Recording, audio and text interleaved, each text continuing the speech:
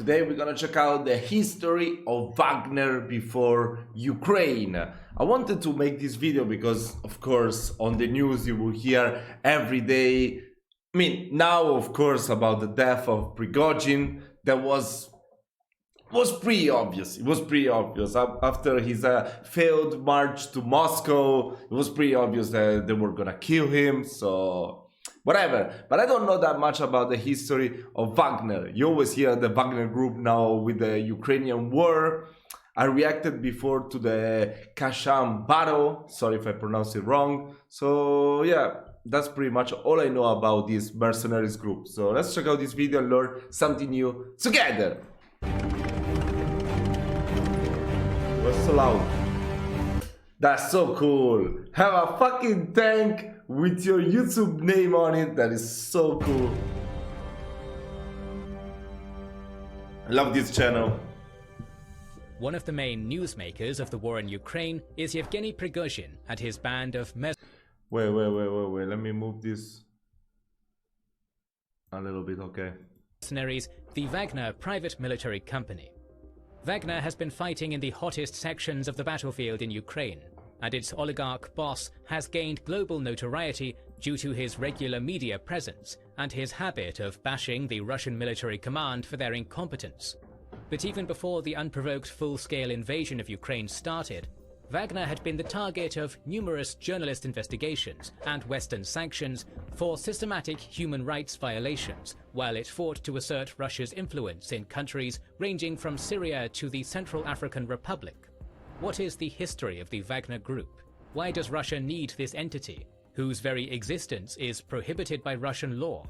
Where have we seen the presence of Wagner so far since its... I think I can answer that question not being an expert in military or whatever.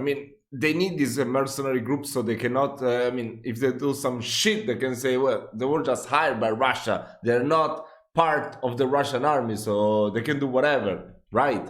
I guess. Its creation. Is Prigozhin really the boss of Wagner? Welcome to our video on the history of Wagner, a paramilitary organization, but also a complex network of commercial entities in service of Russia. Wagner being revealed in the public sphere was perhaps inevitable, as the nature of modern information technology is such that you can't really hide your true identity. But you can take steps to conceal some of your information online, which is where our sponsor Delete Me comes in. This is a privacy protection service that helps delete your personally identifiable info like your social security numbers, names and addresses, birthday and so on, stored and sold by data brokers.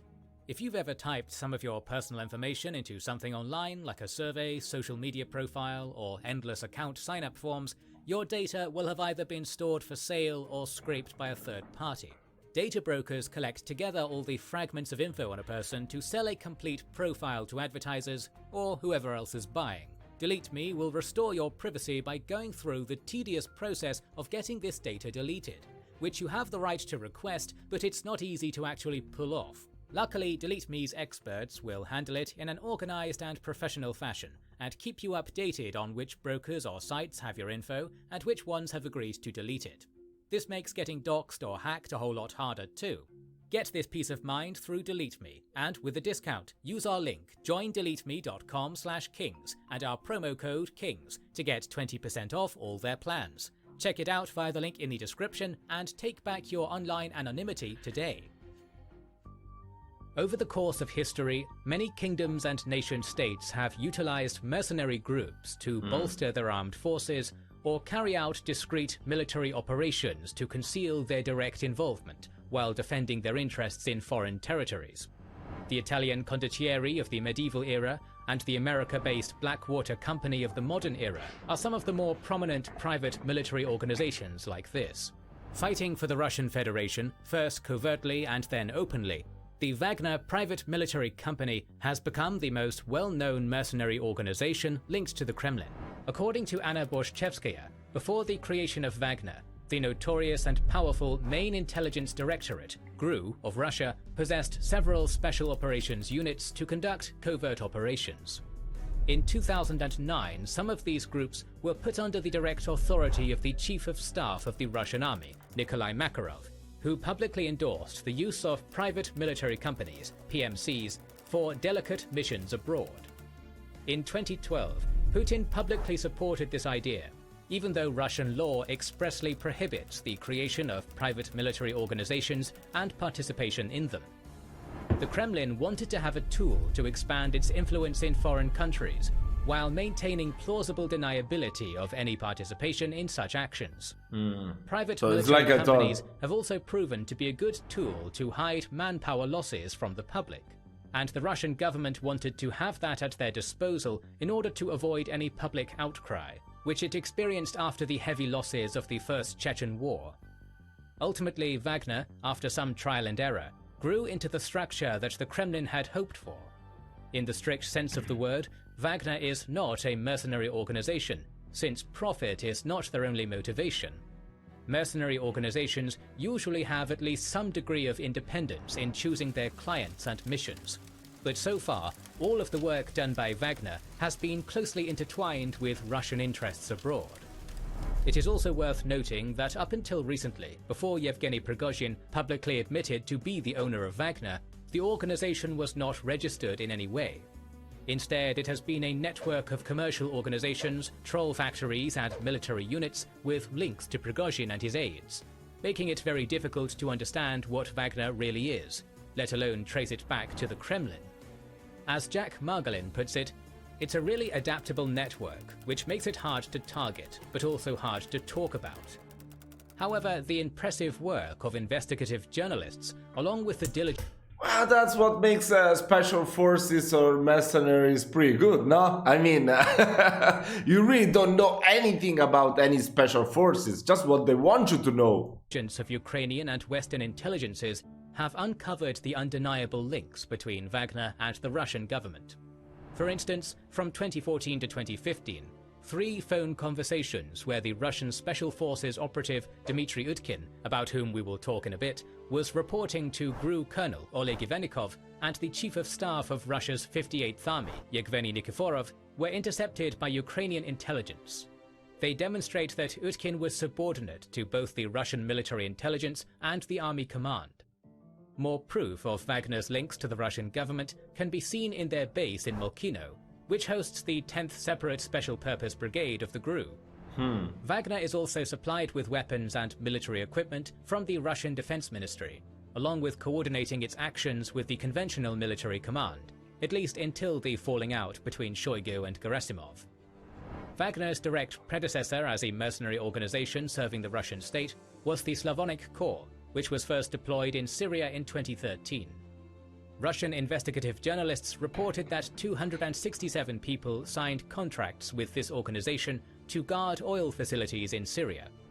Syrian oil magnates reportedly hired them, but instead of guarding, they were thrown into a battle for control over a gas field near Al-Sukna against the jihadists, taking many losses before going back to Russia. One of the operatives of the Slavonic Corps was the aforementioned Lieutenant Colonel Dmitry Utkin, a veteran of the Chechen Wars and a member of the GRU Special Operations Unit. Apparently, Utkin was tasked with establishing the Wagner Group, or acting as a frontman of the organization. Some claim that the name of the organization originates from his call sign, Wagner, after Hitler's favorite composer, Richard Wagner. Utkin is apparently a Nazi sympathizer. But at some point, the next figurehead of Wagner, Yevgeny Prigozhin, enters the scene. Much has been written and told about Prigozhin since February 2012, but let's remember some of the key moments of his biography. Prigozhin, convicted in the 1980s in the Soviet Union, started building his business empire in Russia in the mid-1990s, with a wholesale sausage business in St. Petersburg, at the same time Vladimir Putin was building his political career in the mayor's office. Prigozhin gradually expanded his restaurant business, opening several locations, one of which caught the attention of Putin. At the beginning of his presidency, Putin often hosted his foreign guests in Prigozhin's restaurants. That is how Prigozhin became close to Putin and expanded his business, by catering to the Kremlin, Russian military bases, and state-run schools. Consequently, Prigozhin earned the moniker Putin's chef. Prigozhin has no military background, so his appointment as the leader of the primary mercenary organization of Russia has arguably been due to his business acumen, close ties with Putin, and commercial links with the Russian Ministry of Defense. Prigozhin rose to prominence within the Wagner organization by acting as the company's coordinator in exchange for commercial benefits from the activity of this organization. A scholar specializing in international security, Kimberly Joy Martin, says, "I think he is the middleman. I think he is the contractor. I'm sure he gets a huge payment off the top by being..." Yeah, this reminds me a lot about Silvio Berlusconi. That he was convicted so many times. He died peacefully. You know, it was like seen like this huge fucking Italian hero. Oh my god. Was linked to the mafia. Even his, I don't know the word in English actually. How do you call it, the guy that takes care of your horses or whatever? In Italian we say stagliere, I don't know how to say it in English. Yeah, he was linked with the mafia. He was a mafia boss. Come on.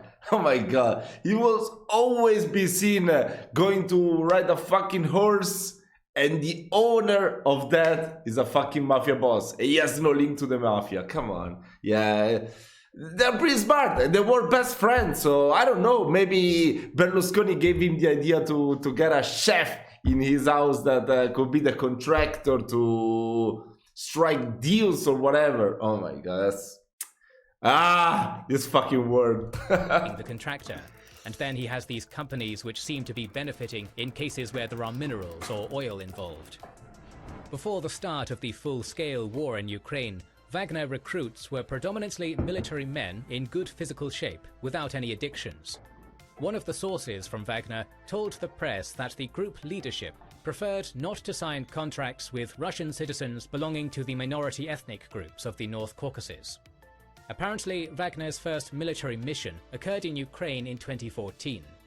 According to the Russian media outlet Fontanka, Wagner operatives were deployed to Crimea to disarm Ukrainian military bases and to assist regular Russian army units in establishing Russia's control over the peninsula. While their role in Ukraine was limited at first, Wagner became more crucial to Russian strategy during the war in Donbass, since using them allowed the Kremlin to keep insisting that the Russian army was not involved in that war in any form. The Ukrainian government has claimed that Wagner has fought in Debaltseve and the Donetsk airport, but in general, their involvement in the war in Ukraine was still fairly limited until the full-scale invasion started in February 2022. In Syria, Wagner was far more involved from the get-go. Russia effectively entered the conflict in Syria in September 2015 to help Assad cling to power. Just a month later, the media reported about the death of up to 9 Russian contractors from rebel mortar in Latakia province, which is probably the first indication of the presence of Wagner mercenaries in Syria. Russian sources alleged that on that day, Syrian forces were supposed to take a hill, and Wagner units were ordered to cover their advance. Instead, the Syrian army refused to attack, and Wagner had to conduct this mission without cover, which may have caused even higher casualties than reported. The next known Wagner engagement in Syria was in the Battle of Palmyra in 2016. The most commonly reported version of the battle is that the Syrian army, with the help of Russian airstrikes and some Wagner involvement, defeated ISIS to take Palmyra. However, a blog post by a late Wagner fighter, Kirill Romanovsky, claims that Wagner took Palmyra with minimal help from the Russian and Syrian armies. According to Romanovsky, Prigozhin and Shoigu had a dispute due to the unwillingness of the Russian army to properly support Wagner units during the battle. As a result, following the engagement, the Russian MOD created all kinds of obstacles for Wagner fighters, such as preventing them from being treated in hospitals linked to the MOD. It is claimed that Prigozhin recommended a list of Wagner fighters to get recognition by the state to Putin, who agreed. But Shoigu's vehement protests against rewarding mercenaries prevented this from happening, at least according to Romanovsky. A year later, Fontanka reported that dozens or hundreds of Wagner fighters were killed in February 2017 during the Battle of Deir ez-Zor, where the mercenaries were conducting missions ordered by an unnamed Syrian businessman. The Wagner group also took part in the Second Battle of Palmyra in early 2017, which once again resulted in the victory of the pro-Assad forces. Fontanka reports that since June 2017, the Russian MOD stopped supplying Wagner with modern weapons, possibly due to the conflict Shoigu had with Prigozhin, and recommended they finance themselves by taking over oil and gas fields. According to the New York Times, after July 2017, Wagner did just this, and began capturing oil and gas fields from ISIS, enabling companies linked to Wagner to sign contracts with Syria, according to which they would receive 25% of revenues from captured oil and gas fields. Wagner's involvement in Syria became widespread knowledge due to their continued exploits in Deir ez-Zor in late 2017 and early 2018. In February 2018, a battle between the Syrian government forces and the US-supported Kurdish-led SDF took place in Kasham. According to US sources, the government forces were seeking to capture the Konoko gas field from the SDF. During the battle, the US Air Force targeted them, inflicting heavy casualties on the Wagnerites. The claimed number of casualties in this battle ranged from 15 to 200. This incident went very public, forcing the Russian MFA to acknowledge the deaths of Russian citizens while stressing that they were not Russian servicemen. Wagner also took part in the defeat of jihadist forces in Damascus in 2018, and since then has been involved in Syria mostly as a patrol force. According to the Syrian Observatory for Human Rights, 266 Russian mercenaries have been killed as of March 2023, with most of them from Wagner, which has reportedly employed more than 4,000 fighters in Syria. Wagner played an important role in the strategic victory of Russia in Syria. The Kremlin managed to gain a foothold in the Eastern Mediterranean for the first time since the demise of the Soviet Union by ensuring that the Assad regime in Syria won the civil war while gaining control of Syria's energy resources. Wagner also enabled the Kremlin to conceal its military and commercial involvement in Syria, at least to some extent. Companies linked to the Wagner network, such as Evropolis, Ebla Petroleum Company, Mercury and Velada, have been revealed by investigative journalists to have gained lucrative contracts from the Syrian government. For instance, in 2017, Evropolis generated about $162 million just from gas extraction from the Hayyan gas field. Wagner has also been heavily involved in the civil war in Libya. Russia's and Wagner's involvement in Libya started being reported in the Western media in 2018. There, Wagnerites fought on the side of the Libyan National Army, led by Khalifa Haftar. It is reported that Syria acted as a launchpad for Russian deployment in Libya. Several hundred Wagner fighters supported... and the thing is that all these fucking wars in Africa, they are so fucking concerning. Because it's like they are trying to gain the dominion over Africa. Oh my god. And then what's next? Next is gonna be our own world, you know? The Western world. What the fuck? So scary, so scary. Look at the fucking war that is going on right now in Niger. Or Niger. I don't know how to pronounce it. I'm so sorry. I feel so stupid. The war in South Sudan as well. Come on, there's too many things involving so many different countries, so many different interests to just... I don't know, it's just so scary, this world we live in. Oh my god. Haftar's offensive in early 2019, in which the LNA captured the south of the country, including Libya's largest oil field, and reached the outskirts of Tripoli, where rival forces stopped them. During this fighting, several Wagner fighters were killed in airstrikes. The Wagner group remained active in Libya throughout 2019, deploying anywhere from 300 to several thousand fighters. They were involved in training LNA forces, sniper attacks, and participating in ground offensives. During the late 2019 offensive of the LNA, Wagner operatives took down Italian and American drones. According to the GNA Interior Minister, Fatih Bishaga, Wagner forces spearheaded the LNA attack on Tripoli in December 2019, where they were used as the first-line infantry. Even though the LNA failed to capture Tripoli, the US ambassador to Libya, Richard Norland, describes the Russian involvement as a game-changer.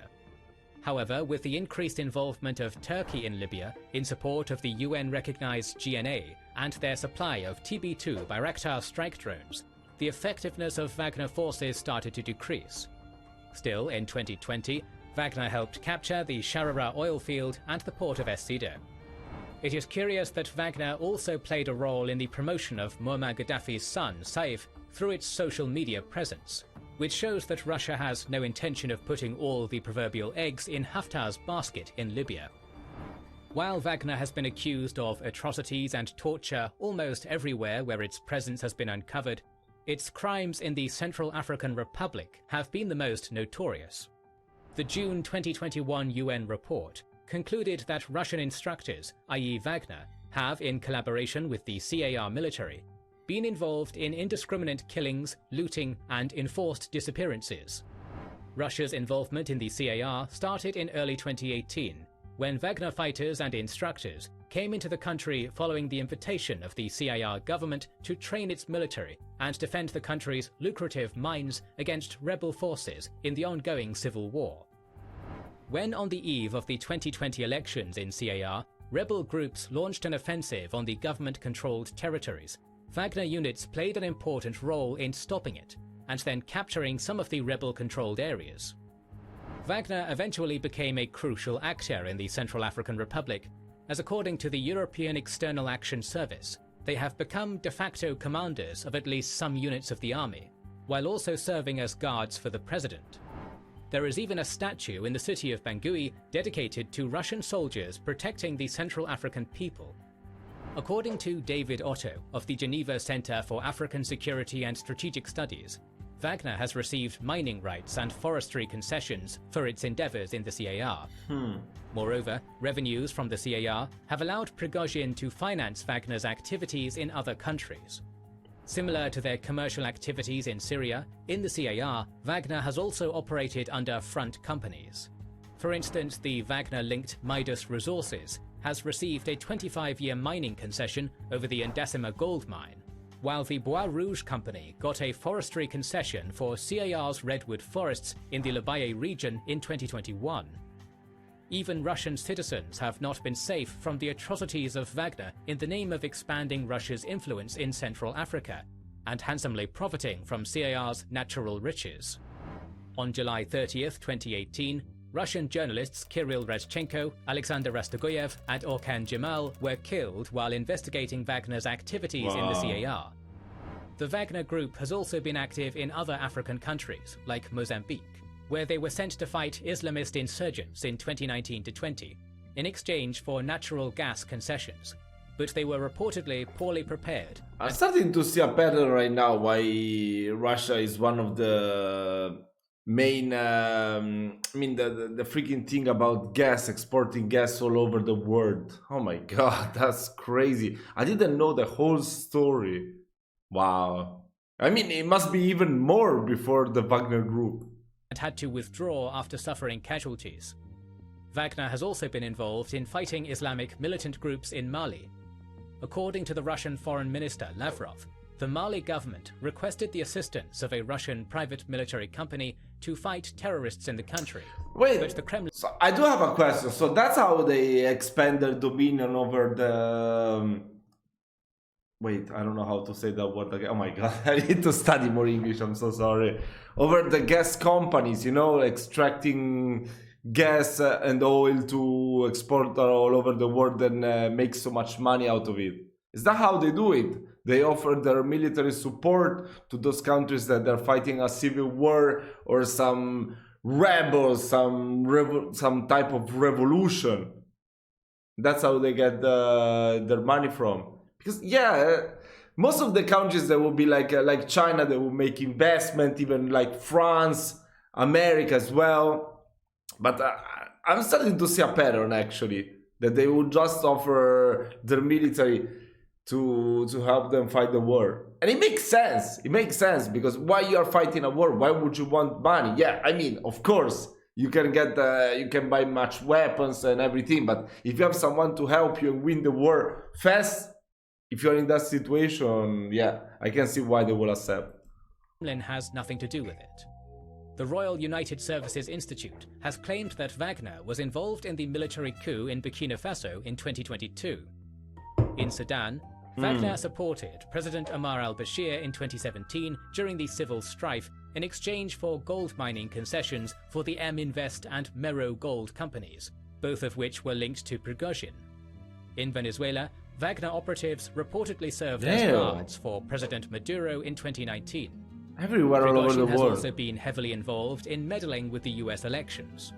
According to Prigozhin's own admission, He invented and managed the Internet Research Agency, which has been found guilty of tampering with the American democratic process. Prigozhin has been sanctioned by the US for this. Until its involvement in the war in Ukraine in 2022, Wagner has been used as the Kremlin's tool of influence abroad, which allowed for denying official involvement of Russia in the aforementioned countries. Wagner has helped Russia to increase its influence in Syria, Libya and the CAR, while also acting as a commercial entity in the service of the Kremlin. This status quo dramatically changed in Ukraine in 2022. At first, according to Ukrainian military intelligence, Wagner's mission in Ukraine was to eliminate the top military and political leadership of the country. On February 28, 2022, The Times reported that 400 Russian mercenaries were operating in Kyiv to carry out this mission. According to German intelligence, Wagner was involved in the Bucha massacre, indicating that while the initial activities of Wagner in this war were more covert, gradually the role of Prigozhin's organization expanded in Ukraine. Russia lacked manpower for a protracted war in Ukraine, since it planned for a short and victorious war. To solve this without being forced into unpopular measures like open mobilization, they enabled crypto mobilization measures. According to the British Defence Ministry, Wagner recruited thousands of Russian inmates to increase its manpower to about 50,000 fighters by the beginning of 2023, a policy that the Russian government undoubtedly sanctioned. By the spring of 2022, Wagner units became actively involved in the Battle of Donbass. Bolstered by inmates, Wagner has become arguably the most capable unit of the Russian army in Ukraine. The main feature of the Wagner unit, according to different sources, is its iron discipline. If you are ordered to do a frontal assault without much artillery or air support, you do not have the option to say no, especially if you are a former inmate, for you will be killed or severely punished at the very least. Wagner units were behind the breakthrough in Popasna and the capture of Severodonetsk and Lysychansk in the spring-summer of 2022. Since then, Wagnerites have captured Solidar, which has allowed them to then target Bakhmut. After months of fighting, they captured almost all of Bakhmut too, which resulted in over 20,000 casualties for Wagner, according to Prigozhin. Throughout the fighting in Donbass, Prigozhin earned himself a massive media presence by constantly criticizing the Minister of Defense Shoigu and other Russian generals for their incompetence. Even Putin has not been immune to Prigozhin's criticism. The war has allowed Prigozhin to emerge as an important figure in the political space of Russia too. He's trying to position himself as a capable, tough but honest commander, while picking fights with different figures of the Russian elite and accusing them of a lack of patriotism. He has opened the Wagner PMC Center in St. Petersburg and registered a legal entity with this name. One cannot help but wonder if Prigozhin is trying to sell himself to the Russian public as an alternative to Putin. On the other hand, we have already established that Wagner is the creature of a powerful intelligence agency, the GRU, and Prigozhin seems to be merely its coordinator, at least so he was in the beginning. So Prigozhin has either gone rogue and eliminated Wagner's connection to the GRU by taking advantage of his role as a popular war commander, or the GRU is heavily involved in a power struggle with Shoigu, and Prigozhin is merely a tool in this process. We can only speculate at this point. Wagner is no longer a secret network of organizations. I think we cannot speculate anymore. Kremlin to expand Russian interests abroad through covert actions. Its activities in Ukraine are very public, while its leader Prigozhin is regularly giving interviews bashing the Russian elite. Wagner is now a registered legal entity in Russia, despite the fact that Russian law prohibits private military companies. At this point, Wagner still has a more covert presence in several countries, like the Central African Republic, but overall at this point, they are mostly perceived as a brutal infantry force, making gradual advances in Ukraine while losing many men, and not being able to recruit inmates anymore. It will take time before Wagner would be ready to be deployed elsewhere in Ukraine, given their losses. But the power struggle between Prigozhin and the Russian elite, and its ultimate result, will be very interesting to follow. More videos on the war in Ukraine are on the way. To ensure you don't miss that, make sure you are subscribed and press the bell button. Please consider liking, subscribing, commenting and sharing. It helps immensely. Recently, we've started... Really nice this video. I'm not gonna watch the all the thanking for making this video, but yeah, I really appreciate it, and I will leave a link in the description for you to check out the original video and subscribe to this channel because it's amazing. I already watched so many videos in their channel, even if I didn't make a reaction to them. And yeah, I don't want to check out videos about the war in Ukraine because it's still going on. We don't have any certainties. Things can always change. So it's okay. I will just listen to the news. And if you have any other videos that you want me to check out, this one was very interesting. I'm sorry if I was yawning a lot. I just woke up. I didn't sleep well. But it was really interesting. It was really interesting. I can assure you that I really like it. If you have any more videos for me to check out, let me know down in the comments. Subscribe to the channel if you enjoy what I do, and I'll see you on the next reaction. Bye.